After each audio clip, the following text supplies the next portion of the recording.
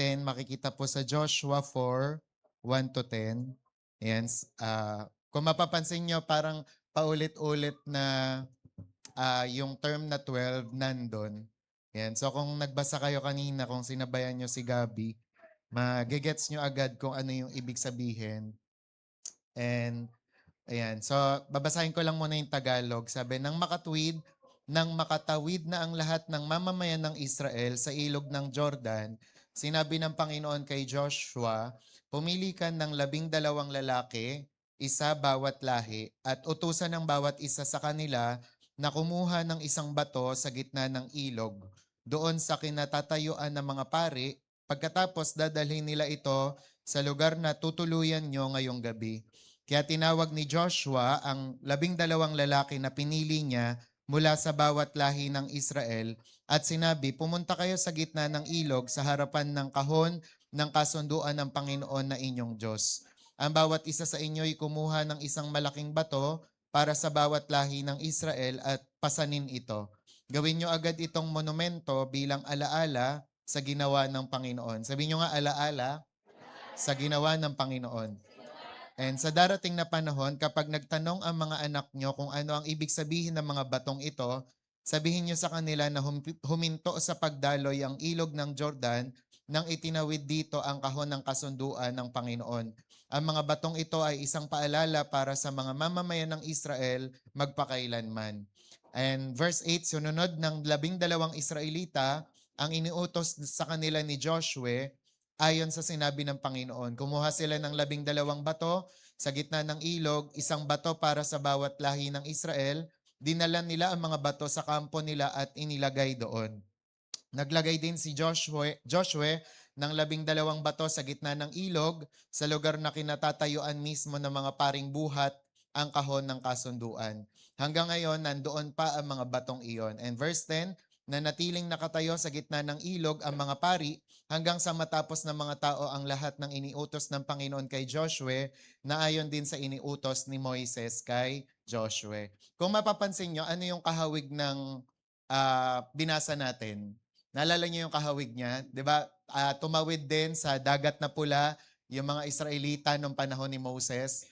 Pero ngayon, this time, sa pamumuno ni Joshua, ang tinawid naman nila ay ilog ng Jordan. Pero this time, may kakaiba silang ginawa. Bakit? Kasi iniutos ni Joshua na bawat mga tribo ng Israel, may mga representative, di ba? Tapos kukuha sila ng 12. Yan, happy 12-year anniversary. Kukuha sila ng 12 na bato, tapos gagawin nilang monumento nang sa gayon maging alaala 'yon o remembrance, 'di ba?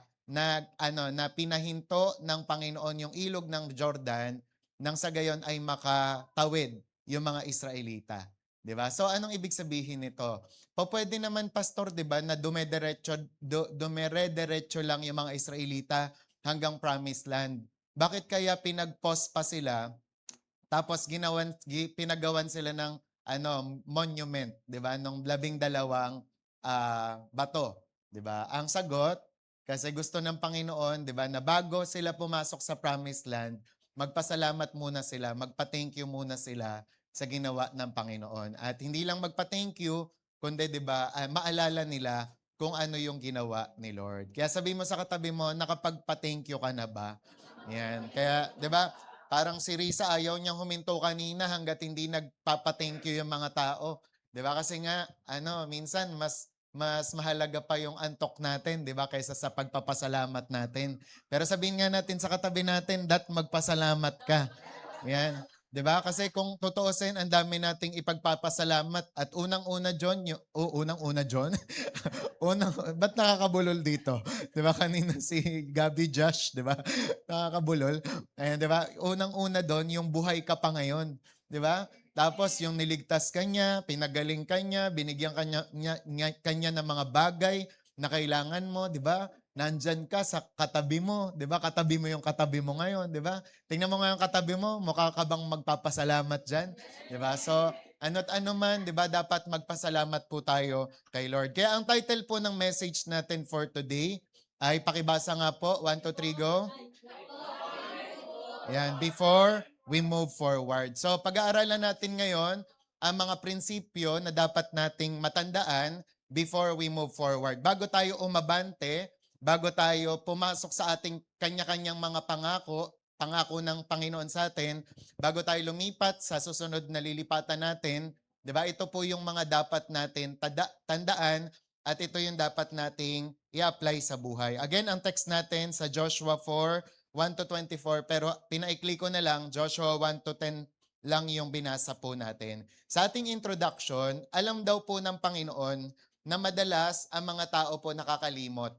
'Di ba? Nalilimutan natin yung mga answered prayers natin, nalilimutan natin yung mga miracle na ginawa ng Panginoon sa atin, nalilimutan natin yung mga pinrovide niya, and kahit nalilimutan natin kung kung saan ba tayo dinala at galing, 'di ba?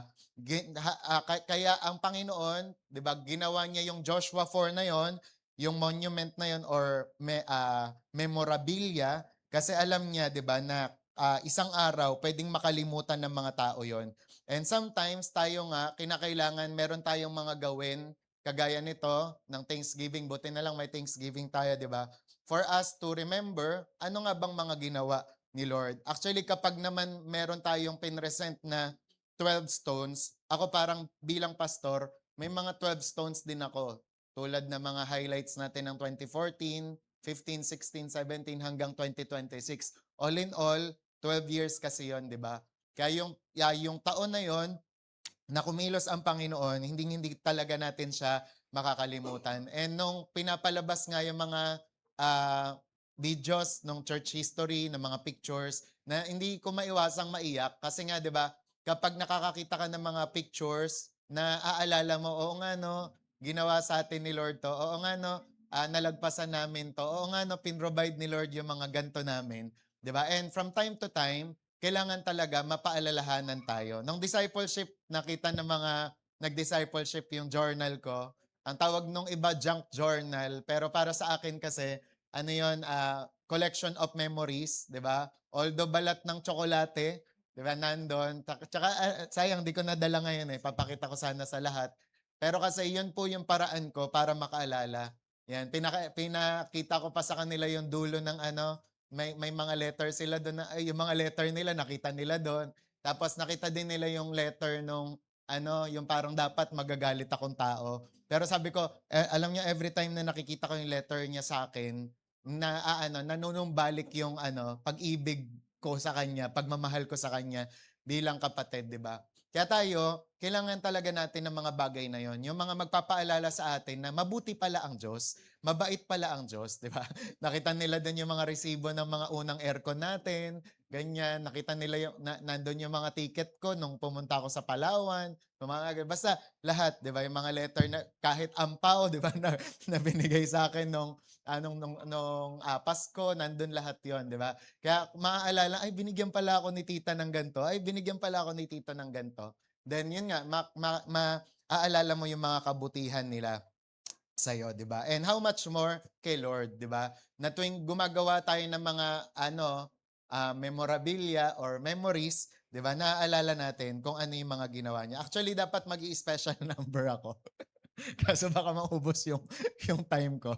Kasi ang dami kong mga naiisip na song about sa goodness ni Lord, bukod dun sa mga kinanta natin. Kasi yun, lagi ko naaalala yun. When I think about the Lord, how He saved me, how He raised me, how He filled me with the Holy Ghost, how He hear me to the uttermost. When I think about the Lord. Tapos yung think about His love, think about His goodness, think about His grace that brought us through as the as ano? As the as high as the heavens above, so great is the measure of His Father's of ano? Yeah, great is the measure of our Father's love. Tapos yung ano pa ba yon, yung dapat kakantahin din natin yun, yung sa Collingsworth, yung how good our God has been to us, how great His faithfulness and love. There's no way to describe to you and things He's done. How good, how good. Tas inisa-isa kasi doon yung yeah, pero yun nga, sayang kasi baka mag-a-announce na lang ako ng concert ko. Sa susunod na panahon. Pero yun nga, dapat kasi ang pinakamensahe nito, yung dapat wag tayong makakalimot. Tapos sakto pa, nung pinapanood ko kasi si Benny Hinn, parang siya, yung version niya ng ang hindi marunong lumingon sa, ano ba yan? Pinanggalingan, hindi makakarating sa paroroonan, di ba? So, ibig sabihin daw, dapat matuto kang lumingon, di ba, sa mga ginawa ni Lord. Kasi kapag daw hindi ka thankful, hindi ka grateful, di ba? So, mahirap dumating sa destination. Kaya pakisabi ulit sa katabi mo, dapat maging thankful ka.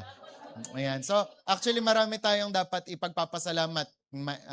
Pasalamat natin kasi nandyan si Lord, 'di ba? Pasalamat tayo kasi may church. Pasalamat tayo sa mga magulang natin, 'di ba? Sa mga ginawa ni Lord sa mga buhay natin. So, walang hanggan na pasasalamat. So, ano-ano yung mga dapat nating tandaan before we move forward. So, ito muna. Number 1, yan. Move forward in faith.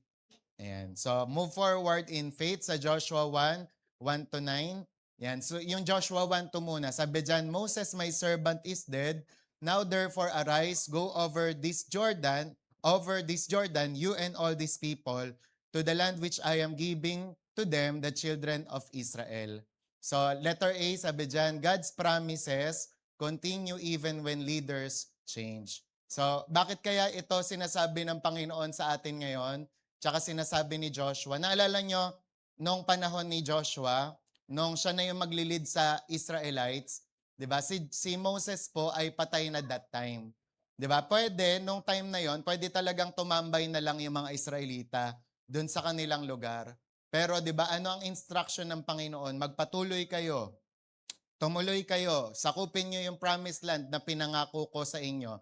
Pwede nilang sabihin, paano po? Wala na si Moses. 'Di ba? Pero sinabi ng Panginoon kay Moses, 'di ba? Kay Joshua, arise, go over this Jordan, you and all these people to the land which I am giving to them, the children of Israel. Ang lesson po diyan, God's work never depends on one man.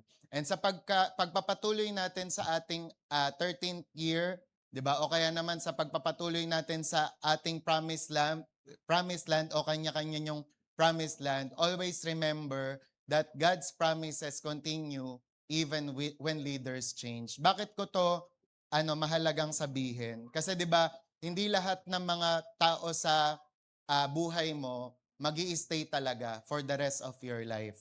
May mga iiwan sa'yo, may mga matitira.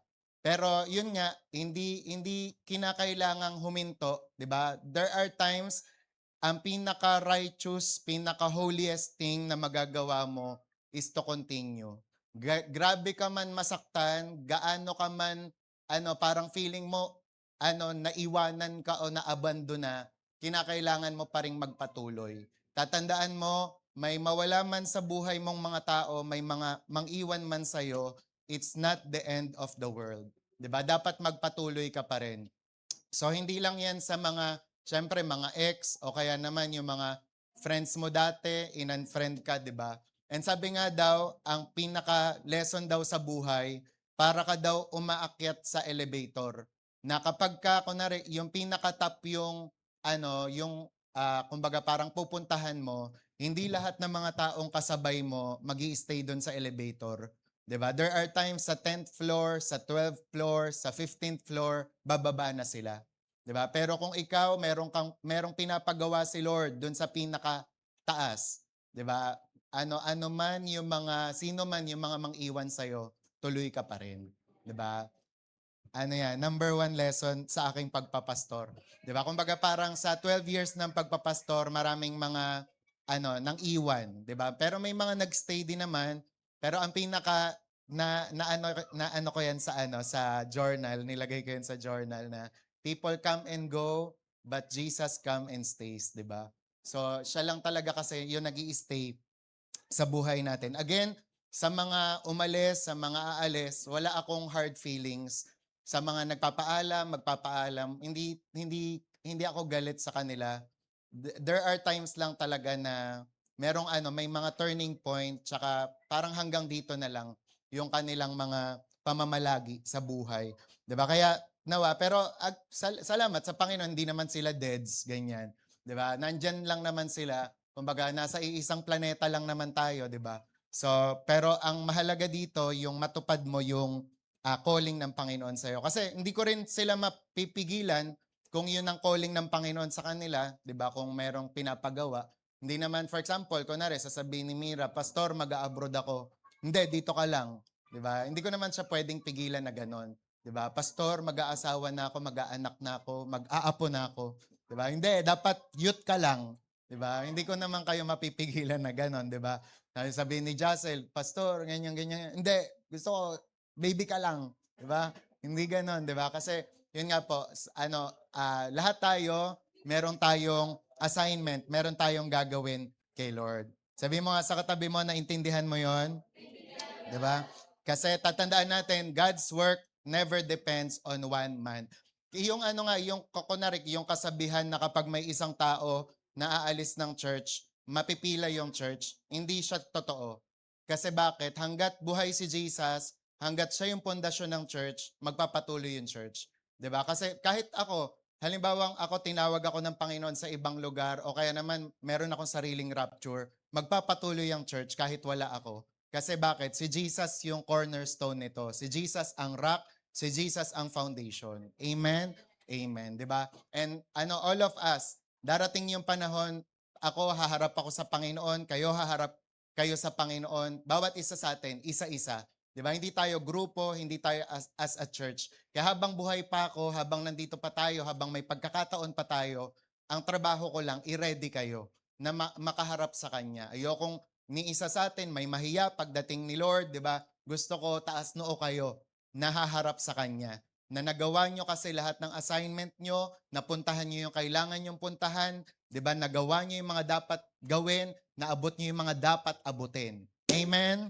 Amen, 'di ba?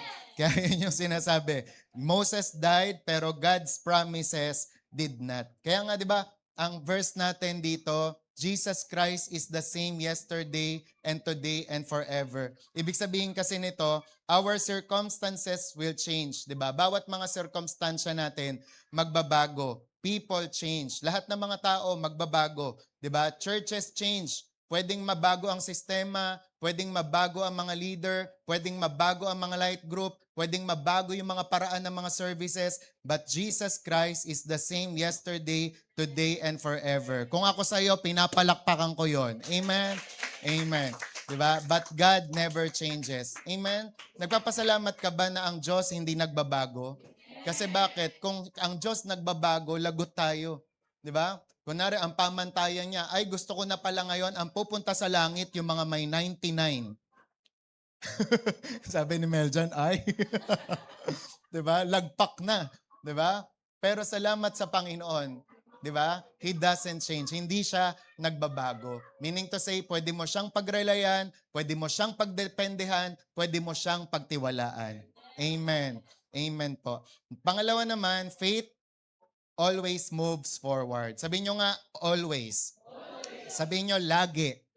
Yan. Ibig sabihin nito, laging nagmo-move forward. Pag nakita nyo si Jesus, how He deal with people, magugulat kayo. Bakit? Kasi hindi iniiwan ni Jesus na the same lang yung tao. Kapag si Jesus minimit niya yung tao, di ba, hindi na siya kagaya ng dati. 'Di ba? Nagbabago yung tao. Nagkakaroon ng pagbabago, gumagaling, lumalakas, sumisigla, 'di ba? And ganun din tayo. Ang faith natin always moves forward. Laging pa-forward, laging pasulong. Amen? Kaya kapag ikaw nagki-claim ka ng bagay-bagay sa buhay mo, ang i-claim mo, lagi kang i-move forward ni Lord. Ang i-claim mo, lagi kang paasensohin, lagi kang paunlarin, 'di ba? Kasi 'yan ang plano ng Diyos sa iyo. 'Di ba? Sabi nga ng Joshua 1:9, have I not commanded you, be strong and of good courage? Do not be afraid nor be dismayed, for the Lord your God is with you wherever you go. Sabi mo nga sa katabi mo, kasama mo siya. Kasama natin ang Diyos. Ayan. Kaya kung kasama natin siya, kaya nating mag-move forward. Sabi nga, Israel could have stayed where they were. Comfort is often the enemy of faith. Kasi tayo nga, madalas 'di ba ang problema natin kapag masyado na tayong naging komportable sa isang bagay. Pag komportable na tayo sa lugar o sa mga tao, nalilimutan na natin na ang kalooban pala ni Lord sa atin ay mag-move forward. 'Di ba? Sabi ko nga sa inyo, kung may na-reach na kayo na level ng pananampalataya, si Lord ang plano niya, ma-reach niyo yung another level ng pananampalataya. Hindi siya stagnant, hindi siya tatambay diyan. Gusto niya mag-move forward ka ng mag-move forward. Nakaka 7 chapters ka, mas gusto ni Lord, mas lalo ka pang makapagbasa ng marami. 'Di ba? Nakakapag-pray ka ng 1 hour, mas gusto ni Lord, mas tumagal ka pa sa presensya niya. Nakaka-experience ka ng presence ni Lord, mas gusto niya mas ma-experience mo pa yung glory niya. Amen. Yung mga miracle, yung mga breakthrough. Kasi faith always moves forward. 'Di ba? Hindi kanya iiwan ng wala lang, wala siyang ginagawa sa iyo, kundi babaguhin kanya. Kaya ang question natin dito, what Jordan River is God asking you to cross? Ano yung mga Jordan River natin nowadays, 'di ba? Ngayon, sa punto na ito, ang gusto ng Panginoon na tawirin natin. Baka mamaya kasi may mga pinapatawid na si Lord sa iyo, 'di ba? Kunwari sasabihin niya sa iyo, "Oh, mag-asawa ka na." 'Di ba? Tawirin mo na 'yan. 'Di ba? Magpatawad ka na, tawirin mo na 'yan. Magbigay ka, tawirin mo na 'yan, 'di ba? O mag-ano na kayo, lumipat na kayong pamilya, tawirin mo na 'yan. 'Di ba? Buksan mo na 'tong business na 'to, tawirin mo na 'yan. 'Di ba? Simulan mo na yung Bible study dito. Okay? Tawirin mo na 'yan. Gawin mo na 'yan. Amen.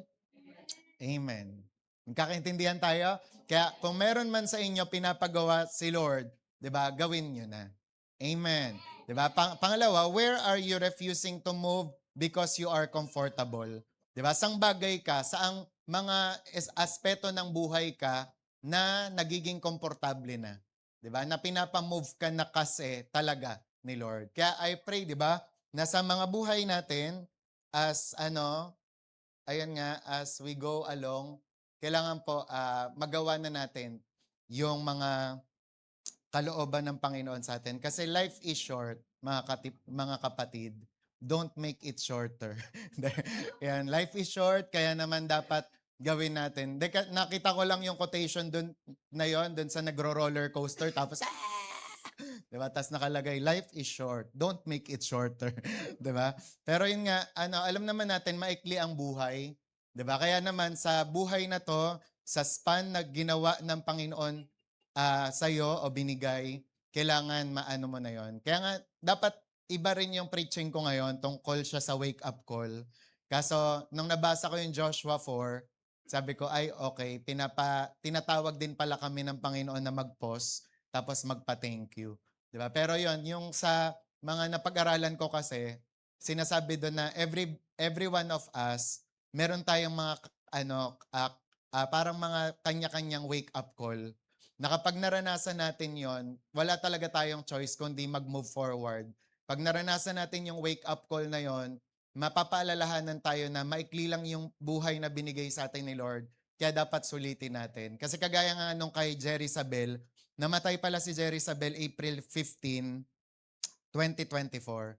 Tapos ang kapahayagan kay Terry Sabel noon, yung sabihin na, ay, yung parang magpagamit na, parang all throughout kay Lord, ganyan. Tapos wala nang sayangin. Tapos ang ganda ng huling moment ni Jerry Sabel dito pala sa mundo. Kasi kung si Catherine Coleman, 'di ba, nasa kortina, 'di ba? Parang sabi niya sa Panginoon, parang hayaan mo na magkaroon ako ng anointing for the last time. Tapos si Smith Wigglesworth tsaka si Kenneth Hagin yung umano lang, yung parang gumanon lang. Si Jerry Sabel naman, bago siya mamatay, tinawagan niya pala tsaka tinext yung kanyang secretary. Tapos sabi niya, bayaran mo yung hospital bill ng isang tao, tapos mag-seed faith ka sa ministry ng ganito kalaki, 'di ba? Tapos kumbaga kaya naiiyak si Terry Sabel noon kasi ang last na ginawa daw ni Jerry Sabel bago siya umakyat sa langit yung magbigay, 'di ba? Parang iniisip niya, oo nga no, halimbawa tayo kumbaga parang sasabihin ng Panginoon sa atin na last na linggo na natin 'to o last na araw na natin 'to. anong gagawin natin, di ba? Kaya sana dapat bawat isa sa atin, mahilig tayong umabante. Mahilig tayong mag-move forward. Huwag tayong tatambay. Di ba? Kaya ang tinuturo namin lagi, oo, maganda yung 12-year anniversary natin, pero mas maganda yung susunod. Amen? Laging ganon, di ba? Oo, mas maganda yung nangyari nung last Sunday, pero mas maganda yung susunod. Oh, malaki yung nakuha mo nung nakaraan, pero mas malaki yung susunod. Diba? Oh, gwapo ka kahapon, pero mas gagwapo ka bukas. Parang ang lakas ng amen. Ayan. Okay, next naman po, sunod naman po ay obedience comes before the miracle. Ang isa pong prinsipyo na dapat natin tatandaan kapag tayo ay pumasok sa promised land before you move forward, ay ang miracle, sumusunod siya pagkatapos ng pagsunod mo. Ang miracle, sumusunod pagkatapos ng pagsunod mo. Naalala niyo yung binasa sa Joshua 3, Joshua 4, di ba? Sabi doon, the priest stepped into the water before the river stopped. Tama ba? The priest stepped into the water before the river stopped. Ang pinagkaiba kasi sa Red Sea, tinaas na muna ni Moses yung kanyang, di ba, staff. Tapos yung gumanon, tapos natuyo. Pero sila, iba yung kanila. Nag-step muna sila, tapos tsaka yung gumanon. 'Di ba? So, ibig sabihin nito, bago ka magkaroon ng miracle, anong munang dapat gawin? Obedience muna. Sabi, God often waits for our step of faith before revealing His miracle. Kaya for example, naghihintay ka ba ng financial miracle? Sagot. Amen. Ang kailangan mong obedience, financial obedience. Bago ka magkaroon ng miracle financially, kailangan may pagsunod ka muna financially. Gusto mo magkaroon ng breakthrough o miracle spiritually, kailangan ang obedience mo spiritually din. Naintindihan? So, where you want to go. Ibig sabihin nun, magtanim ka kung saan mo gustong pumunta. Kaya for example, ikaw, inaantay mo na magkaroon ka ng healing, magkaroon ka ng kagalingan. Ano ang obedience mo doon? Ayusin mo kain mo. Ayan na naman tayo. Diba? Ano obedience mo? Ayusin mo tulog mo. Diba? Mag-diet ka. Mag-exercise ka. Diba? Kasi lagi mo sinasabi, Lord, sa iyong mga latay, kami nagsigaling pero panay ka atay. Diba? Panay ka crispy pata. Tapos sasabihin mo, sa iyong mga latay, kami nagsigaling. Amen? Naintindihan nyo? Obedience comes before the miracle. Lord, bakit sila lang yung pinagpapala mo? Ba't sila lang yung sumasagana? Ang tanong, nagbigay ka ba? Diba? Ang tanong, sinusunod mo ba si Lord? Lord, bakit sila lang yung umaasenso? Ba't sila lang yung lumalalim? Ang tanong, nagpe-pray ka ba? Ina-attenan mo ba yung mga gawain ni Lord? Diba? Lord, ba't hindi maligtas yung pamilya ko? O ang tanong, sinesharan mo ba? Pinagpe-pray mo ba? Obedience comes before the miracle. Amen? Lord, bakit ganun? Ang tagal-tagal ko na dito sa PL Mon. Sila yung gumagraduate. Yung apo ko nandito na. Diba? Nabutan na ng apo. Diba? Ang tanong, nag-aaral ka ba? Diba? Amen? God often waits for our step of faith before revealing His miracle. Diba? Kaya nga alam niyo po, tayo, may mga hinihintay tayong mga miracle at mga breakthrough. Alam niyo kung sino ang iniintay ni Lord? Ikaw. Dapat kumilos ka. 'Di ba? Kasi faith is an act, 'di ba? Kaya nga 'di ba naalala niyo, ang faith ba nakikita? Hindi, invisible ang faith eh. Pero pagka nabasa niyo yung Matthew, Mark, Luke and John, 'di ba? Mababasa niyo doon yung kataga at nakita ni Jesus ang kanilang pananampalataya. So what does it mean? Ano ibig sabihin nung at nakita ni Jesus ang kanilang pananampalataya? Kasi yung pananampalataya may action. Di ba naalala niyo yung 4 na friends nung paralitiko? Nung nakita nila na na traffic na dun sa bahay na tinutuluyan ni Jesus, anong ginawa nila? Pumunta sila sa bubong, binutas nila, doon nila nilusot yung kaibigan nila. And sabi doon, and Jesus saw their faith, kaya pinagaling niya yung paralitiko. And kadalasan, iniintay ni Lord yung exhibition, yung pag-show ng faith mo. 'Di ba? Kaya 'di ba minsan may mga kataga tayo, magsimba lang ako, mawawala sakit ng balakang ko. Dapat ganun. 'Di ba? And then kapag yung nire-ready mo yung sarili mo, pag nagbigay ako ngayon sa Panginoon, matatanggap ko na yung bayad sa utang ng kumari ko. 'Di ba? Magbabayad sa akin lahat ng mga may utang sa akin. Ganun. Dapat. Amen? 'Di ba? Nauuna muna yung obedience. Sabihin mo nga sa katabi mo, sumunod ka muna. Amen, 'di ba? Kaya ang example nito, 'di ba? Ang illustration natin dito, naalala niyo si Peter? Bago siya makapaglakad sa tubig, ano munang ginawa niya?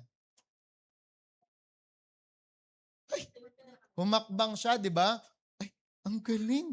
Solid. Uy, okay. Uy, okay, 'di ba?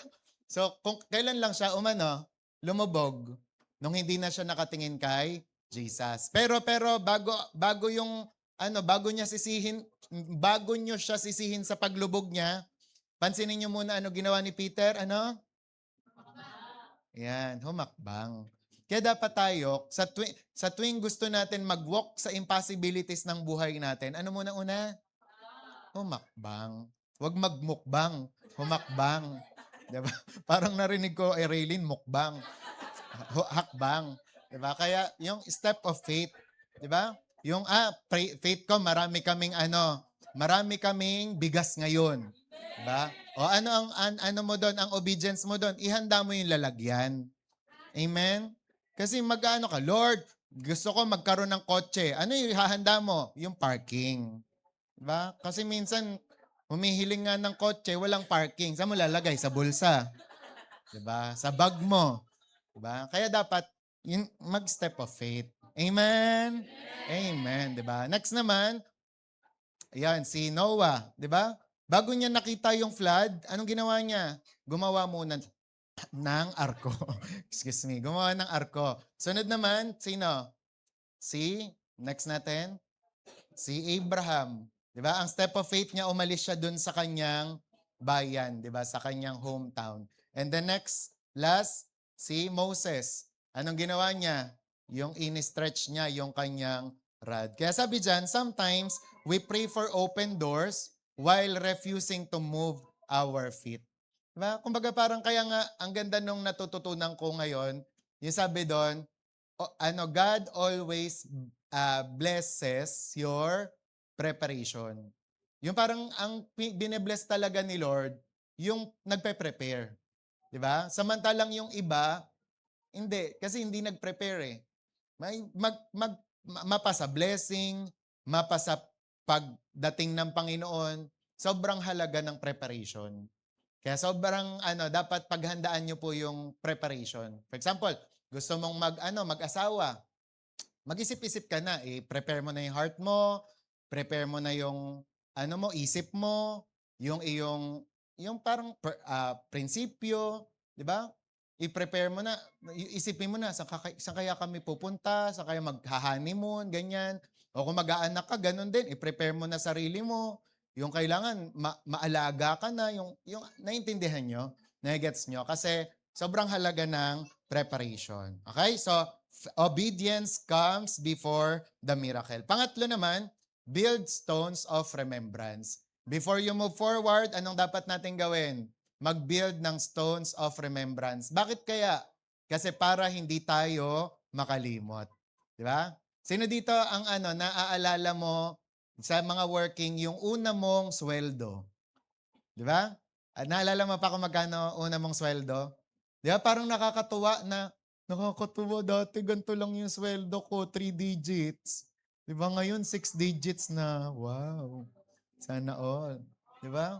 Yung dati ganito lang yung burger yum sa akin, talagang pangarap ko lang. Di ba? Ngayon, araw-araw na. Di ba? Naka-burger yum. Naintindihan? Nagigets nyo? Di ba? Kasi dapat po, nagkakaroon tayo ng remembrance, yung may mga picture tayo, meron tayong mga memorabilia ng mga unang simula natin para makaalala, grabe, ganito na pala yung ginawa ni Lord sa atin. Di ba? Dati, sakay ka lang ng kariton. Di ba? Ngayon, naka-bus ka na. Di ba? Darating yung time, magbabarko ka na. tapos eroplano na, tas spaceship na. 'Di ba? Lilipat ka na ng Jupiter, mag-isa ka do'n, 'di ba? Naintindihan, nage-gets niyo? Kasi mahalaga yung remembrance para maalala mo, para hindi ka magyabang. Amen? 'Di ba dapat may picture ka nga rin dati ng itsura mo, eh. "Ay, tingnan mo yung itsura ko dati, mukha akong dugyot, oh. Mukha akong yagit." 'Di ba? Ngayon binago na ako ni Lord. 'Di ba? Kasi para hindi ka magyabang. Sabi mo sa katabi mo, para hindi ka magyabang. Yan. Sabi, that this may be a sign among you when your children ask in time to come, saying, what do these stones mean to you? Kasi bakit? Darating yung time, yung mga batang yan, magtatanong at magtatanong talaga. Then you shall answer them that the waters of the Jordan were cut off before the ark of the covenant of the Lord. When it crossed over the Jordan, the waters of the Jordan were cut off, and this stone shall be for a memorial to the children of Israel. 'Di ba? Kaya sinasabi diyan na dapat po mag-build tayo ng remembrance. Okay? Kasi bakit? Letter A, sabi diyan, stones give glory to God. Kapag tayo gumagawa tayo ng remembrance, 'di ba? It gives glory to God. And sabi nga, pwede naman talaga na ang iutos ng mga ng Diyos is yung mga magagandang bagay o yung tawag doon niyo yung gold, yung silver. Pero bakit kaya bato? 'Di ba? Kasi ibig sabihin, sinisimplify ni Lord, 'di ba? Yung kanyang na lahat ng mga narating nyo, nagawa nyo ay galing sa akin. 'Di ba? Walang bida sa inyo kundi ako kasi. 'Di ba? Sabi, because the miracle wasn't about them. Kaya mababasa nyo sa Psalm 115 verse 1, not unto us, O Lord, but to you all the glory. Ibig sabihin nito, every blessing should become an opportunity for worship. At saka dapat mapaalalahanan tayo na lahat ng ginagawa ni Lord sa atin ay dapat magtulak yon para sambahin natin siya. Pangalawa, stones reminds us of God's faithfulness. Kasi bakit? Madalas nagkakaroon ng spiritual amnesia ang mga tao and we easily forget answered prayers. Kaya naman kapag nagkakaroon ka ng stones of remembrance, naalala mo kung ilang iyak yung 'di ba pinalitan ng Diyos ng tawa, 'di ba? Kung ilang worry yung pinalitan ng Diyos ng answered prayer, 'di ba? Kaya sabi ng Psalm 103 verse 2, forget not all His benefits. Sabihin nyo nga, benefits. Lahat ng mga binigay sa iyo ni Lord, lalong-lalo na yung ginawa niya, 'di ba? Ay wag mong kakalimutan. Kaya sabi nga ang pwede nating gawin dito na practical things, yun nga, yung mga spiritual journals, isulat mo daw yung mga answered prayer mo, and remember God's miracles. Tapos yung sa testimony nga, di ba, share ko na yun sa inyo, the power of testimony. Dapat from time to time, nagte-testify tayo. Kasi bakit? Para nga maalala natin, and at the same time, pag may nagtanong sa atin, di ba, na mga next generation, di ba, masasagot mo. And next naman, yun nga, yung sabi, stones prevent us from going back. Ibig sabihin nito, dahil meron kang bato ng remembrance, magpapaalala yun sa'yo na, ay, hindi na pala ako dapat bumalik pa. Hindi na ako para doon. Diba? Kaya sino sa inyo kailangan ng stone of remembrance? Kasi na kayo, natitempt na kayong bumalik. Diba? Kasi dapat nga, ang ginagawa mo daw, tinitingnan mo yung picture mo noon, yung picture mo ngayon, yung mga nararanasan mo ngayon, di ba? Para nang sa gayon, hindi ka na bumalik sa dati. Di ba? Kasi maraming mga tao ganun, yung parang pag nakalimot na, bumabalik sa dating buhay, bumabalik sa mga dating pagkatao, di ba? Pero tatandaan mo, hindi ka na para doon. Hindi ka na babalik sa Egypt, di ba? Para ka na sa promised land, di ba? Sabi mo sa katabi mo, wag ka nang bumalik. Yan. Sabi nga, Israel crossed into freedom and the stones reminded them, we don't belong on the other side anymore. Diba? Kaya sabi nga, marami daw mga prisoners, nag-i-struggle sila nung pinalaya na sila. Bakit? Kasi nasanay sila dun sa kanilang kulungan. Pero dapat tayo, once na pinalaya tayo ng Panginoon, mas alalahanin natin kung ano yung bagong kalagayan natin. Ano sabi ng 2 Corinthians 5:17? Therefore, if anyone is in Christ, he is a new creation. The old has gone and the new has come. And sabi nga, the stones remind us, I am not who I used to be. Diba? Kaya kapag nagpasalamat ka, meron kang mga memories ng kabutihan ni Lord, hindi ka na babalik. Kaya yung mga talagang nag-i-stay, yung mga matitibay kay Lord, ang sikreto kasi nila, lagi silang bumabalik ng bumabalik doon sa mga remembrance. Kasi kapag inaalala nila yon, napapahiya sila. Ngayon pa ba ako tatalikod kay Lord? Ang dami niya nang ginawa sa akin. 'Di ba? Tsaka yung kanta, 'di ba, na just look how far you've come.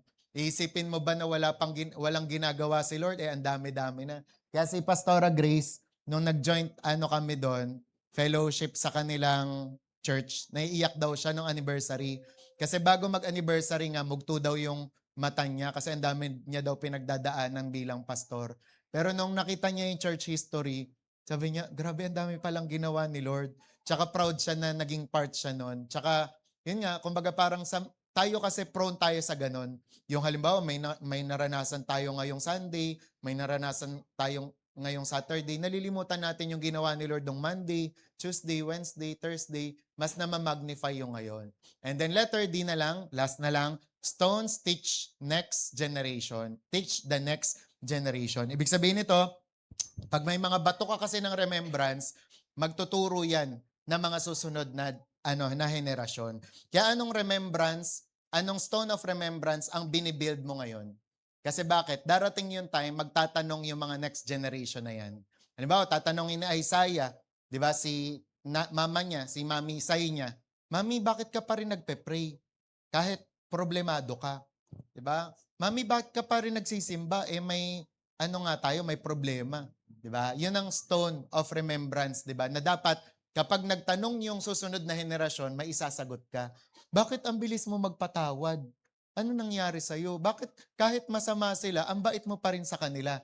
'Di ba? Yan yung mga stones na dapat po ay binibuild po natin. Kasi sabi nga diyan, when your children ask, 'di ba? Sabi nga, those stones were evangelistics, 'di ba? And parents were expected to tell the story to their children.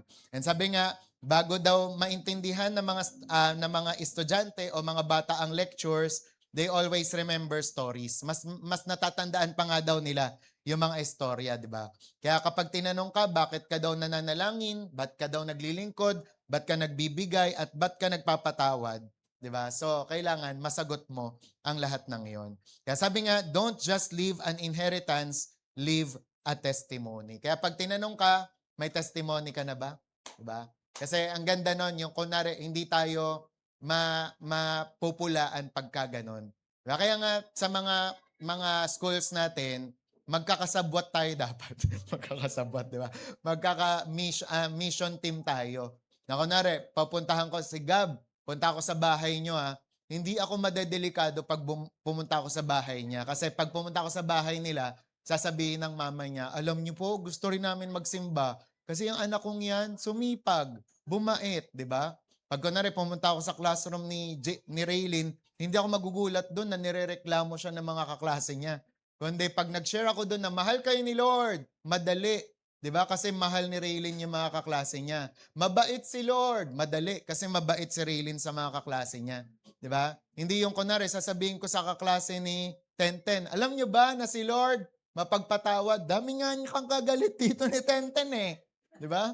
So, dapat magkakasabwat tayo. 'Di ba? Na dapat inaayos natin yung testimony natin. Inaayos natin yung mga stone, yung mga bato, yung mga memorial natin. Natitignan ng iba at pag nakita nila, maaalala nila ang Diyos. Amen. Amen, 'di ba? Kaya ang galing din nung adult fellowship kami kila Tita Lori. 'Di ba? Lahat pala ng mga binibigay namin, mother's birthday, nandoon naka-display, 'di ba? Para pagka ganon, kunwari, pagka naiisipan ni Tita Lori, gusto ko magtampo kay Pastor. Pag naalala niya, ay, binigyan pala ako ni Pastor ng Happy Mother's Day. Na-re-rebuke siya. 'Di ba? Ganon. Kaya yung kunwari, yung mga t-shirt na yan, lagi nyo isuot o kaya i-frame nyo, ilagay nyo dun sa ay, nilibre pala kami ng t-shirt. Ganyan. Para hindi kayo nagtatampo. 'Di ba? Kaya dati, ang sinasabi sa amin ng leaders namin, si Ate Beck, Ate Ruth, bago kami mag-unfriend, bago kami mag-ano ng mga kaibigan, magbasura, 'Di ba? Ilista daw muna namin yung magagandang ginawa sa amin.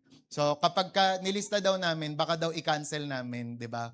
Yung pag-unfriend. So dapat ganun yung lagi natin, 'di ba, na ina-apply sa buhay natin, yung alalahanin yung mga mabubuti, hindi yung mga masasama, hindi yung mga isang beses lang, 'di ba, na nagawa, nagtampo ka na. 'Di ba? Kaya sabi mo sa katabi mo, alalahanin mo, 'di ba? Yung umalala ka, 'di ba? Kaya sana po wala po sa ating may spiritual amnesia. And last na lang, ito yung pinaka dapat maalala nyo. 'Di ba? Alam nyo kung sino yung greatest stone of remembrance natin? Si Jesus Christ. Kaya kapag may mga pagkakataon na tinatamad ka mag-worship, alalahanin mo si Jesus. 'Di ba? Alalahanin mo yung ginawa niya nang sa gayon mahiya ka. 'Di ba? Mag-worship tayo sa Panginoon, magpasalamat ka kasi doon pa lang sa ginawa ni Jesus sa krus ng Kalbaryo, magpapasalamat ka na. 'Di ba? Na may eternal life ka, naligtas ka, na napatawad ka, tinubos ka, pinagaling ka sa mga sakit at karamdaman mo. Amen. 'Di ba? Kaya tingnan mo ngayon katabi mo, mukha na bang mapagpasalamat 'yan? 'Di ba? Pagod lang, pero dapat mapagpasalamat. Puyat lang, pero dapat mapagpasalamat. 'Di ba? Gutom lang, pero dapat mapagpasalamat. Amen, 'di ba? Oo, may mga nararamdaman tayo, masakit ang kuko mo, masakit ang balakang mo, may sipon ka, pero dapat mapagpasalamat. Amen. Yung bigas mo konti na lang, pero dapat mapagpasalamat. 'Di ba? Kasi if you want to be successful, be grateful. Ano daw? Kay Terry Isabel kasi naalala ko lang, 'di ba? Kasi kung gusto mo pang maraming maranasan, dapat thankful ka, dapat grateful ka. Amen. Amen, 'di ba? He makes me wanna shout, hallelujah. Thank you, Jesus. Lord, you're worthy of all the glory and all the honor and all the praise. 'Di ba? Tapos merong vlog, may reel si Philip Nuki, si Nuki, 'di ba? Sabi niya, ano nga ba ang lyrics ng ganto ganyan ganyan ganyan? Kung mayroon lamang akong 1,000 buhay. Sabi niya, isa pa nga lang, di mo na mabigay. 1,000 pa kaya? Sabi ganon. Di ba? Pero di ba, make sense? Di ba? May sense? Di ba? Bakit? Kasi oo nga naman, hihilingin pa natin na magkaroon ng 1,000 buhay, yung isang buhay mo ngang yan, di mo maibigay. Di ba? Pero yun nga, sana correction yun sa atin, rebuke yun sa atin, di ba? Na kung meron tayong hininga pa, kung meron tayong buhay pa, 'di ba? Dapat magpasalamat tayo kay Lord. Ako, ang daming mga testimony nung nakaraan. Ang daming kaya pinagpe-pray ko lang kayo, pinagpe-pray ko lang ang bawat isa. Meron sa atin, 'di ba? Muntik nang mabunggo ng truck, muntik nang mabunggo ng kotse, 'di ba? May mga na-ospital sa atin, pero salamat sa Panginoon, buhay pa. May mga parang manhid na manhid yung mga katawan, pero salamat sa Panginoon, buhay pa. 'Di ba kahit kami rin nung nasa Alabang kami may humaharipas na kotse. Sabi ko, Jesus name, Jesus name. May mga ganon. 'Di ba? Pero salamat sa Panginoon, nandito ka ngayon. 'Di ba? Buhay ka pa. 'Di ba? Talagang tinataguyod ni Lord ang mga pangangailangan natin. Kasi isang araw, 'di ba, matatapos ang buhay po natin. Pero nawa po ang lahat ng ito ay maibigay po natin sa Panginoon. Kaya sabi nga, kung nahihirapan ka na magpuri ngayon, look to the cross. 'Di ba? Kung nahihirapan ka mag-thank you ngayon, look to the cross. At maaalala mo yung ginawa ni Jesus. He is the greatest stone of remembrance, 'di ba? And sabi nga, Israel crossed the Jordan, pero we cross from death to life through Christ Jesus. Tayo rin, meron din tayong natawid, 'di ba? At yun yung kamatayan, yun yung impyerno, yun yung sumpa, 'di ba? Pero sa pamamagitan ni Jesus, nakatawid tayo doon. Kasi sabi ng John 14:6, He is the way, 'di ba? The truth and the life. Sa Jordan, pinrovide yung daan. Sa Red Sea, pinrovide yung daan. Pero tayo, pinrovidean din tayo ng daan. At yun ay walang iba kundi si Jesus. And kahit sa communion, 'di ba? Sinasabi ng Panginoon na take this cup, take this bread, do this in remembrance of me. And sabi nga, the greatest memorial God ever gave us isn't the 12 stones, kundi it is the cross. And alam niyo, Sendalite Putatan, ganun din. Ang mahalaga sa atin, hindi lang yung 12 taon. 'Di ba? Na taon lang yun eh. 'Di ba? Pero yung 12 taon na kinasama tayo ng Diyos, paulit-ulit tayong pinatawad, paulit-ulit tayong binigyan ng tsansa. 'Di ba? Kaya today, we are grateful for the cross. Amen? Kung mayroon lamang. Tayo tayong lahat.